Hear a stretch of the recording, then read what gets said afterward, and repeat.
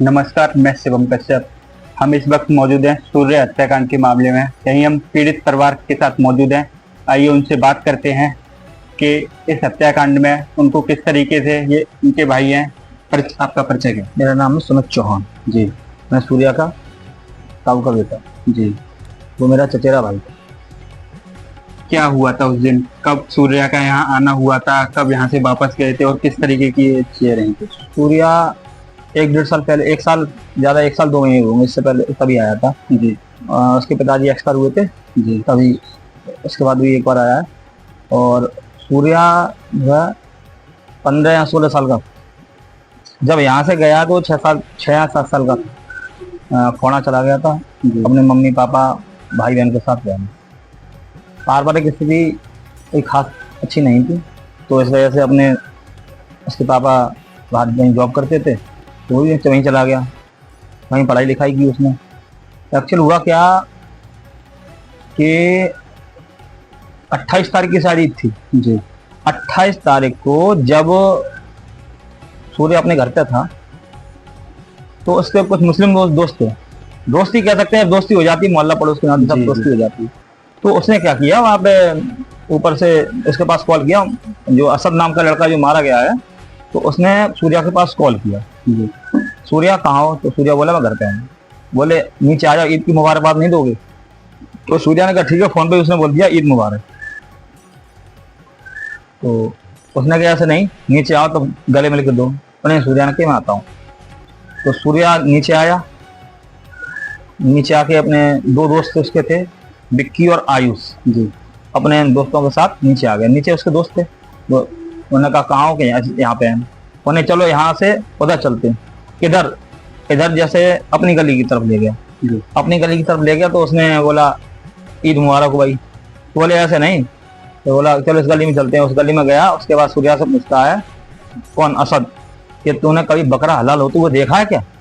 तो उसने कहा नहीं, मैंने बकरा हलाल मैं खाता ही नहीं, जब तेरे साथ 5-6 साल 7 साल से क्लासमेट हूँ तेरा, उसके साथ साथ पढ़ता था। तो उसने कहा कि नहीं, मैंने ना बकरा खाता हूँ और ना बकरा हलाल होते हुए देखा है। तो बोले ठीक है, आज मैं तो ये दिखाता हूँ बकरा हलाल कैसे होता है। उसने इतने पे ही उसके और जो 5-6 दोस्त उसके साथ थे, वो झुंड बना के उसे पकड़ लिया।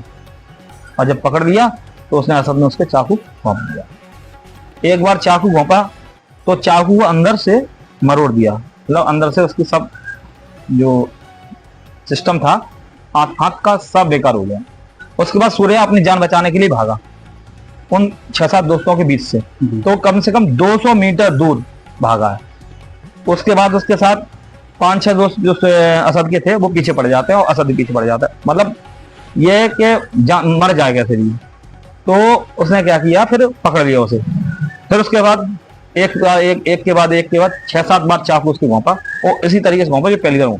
सूर्या के क्या कोई दुश्मनी थी या कोई पहले का कोई विवाद रहा? दुश्मनी कुछ नहीं थी। और पहले कभी बताया जा रहा है कि 8-9 महीने पहले जैसे क्लासमेट थे, आपस में दोस्तों के साथ हो जाती है थोड़ी बहुत गाली गलौज, आपस में कभी कोई मनोटा हो जाता। तो 6-7-8 महीने पहले उसका कुछ आपस में मनोटा हो गया था। तो उसकी माँ ने भी उसे यही कहा बेटा एक ही स्कूल में पढ़ते हो, एक 2 गली आगे पीछे के रहने वाले। उसकी माँ ने सूर्या को ही डांटा, अपने बेटे को ना खुद डांटा कि बेटा ऐसा नहीं करते हैं, और डांट के चुपचाप वो मामला शांत कर दिया। घटना वाले दिन परिवार को सूचना कैसे मिली थी? घटना वाले दिन सूचना ऐसे मिली, जो आयुष उसका दोस्त था, हिंदू जो था उसका दोस्त था, तो वो उसके साथ था। जब उसने उसको सूर्या के चक्कू मारा असद ने, तो वो उसके साथ उस टाइम साथ था उसके। उसने देखा तो वो भड़बड़ा गया। उसने प्रयास किया, लेकिन प्रयास करने में इसलिए विफल रहा कि उसको 7-8 लोग थे, वो उसको ही पीछे पड़ गए थे। लेकिन वो अपनी जान बचा के भाग निकला। और जब भाग निकला तो उसने फोन किया किसको? उसके सूर्या के भाई को, सूर्या की माँ को। क्या सूर्या ने पहले कभी किसी खतरे या परेशानी की बात घर में कोई बात कही? कोई बात ऐसी थी नहीं, कोई बात नहीं, कोई बात ही नहीं थी। वो तो अचानक से ही जो कुछ हुआ अचानक से हुआ। वहाँ और मीडिया बंधु अपने पत्रकार बाबू सब पहुंचे, उन्होंने सब पूरा A to Z रहस्य खंगा ले, कुछ नहीं, केवल यही बात थी और कोई बात नहीं थी। सब बात यही अब निकलने गई। वहां पर बहुत कुछ लोग बता रहे हैं कि क्या कहते हैं ये सिस्टम था कि वो सिस्टम था, ऐसा कुछ नहीं था, सब मीडिया में पहुंच चुकी थी। पुलिस की जांच को लेकर आप क्या कहना चाहेंगे? पुलिस अपनी जांच सही से कर रही है जी, और आशा है कि जैसे असद का एनकाउंटर हुआ वैसे 6-7 जो बचे हैं उनका भी एनकाउंटर होगा। एनकाउंटर। सबसे बड़ी बहम गुंगाती उसके बाप की। जी। अगर बाप ना उकसाता तो सूर्या मर्डर नहीं करता, वो सूर्या का मर्डर नहीं होता। तो बाप पकड़ लिया है पुलिस ने या हाँ, बाप हिरासत में है जी। पुलिस की, और एक जो फरार चल रहा है उसको भी पुलिस जल्दी हिरासत में लेगी, और बाकी असद का तो एनकाउंटर हो ही चुका है। तो पीड़ित परिवार को शासन द्वारा कोई आर्थिक मदद दी गई है? पीड़ित परिवार को शासन द्वारा आर्थिक मदद दी गई है, उसे 5 लाख रुपए। जी।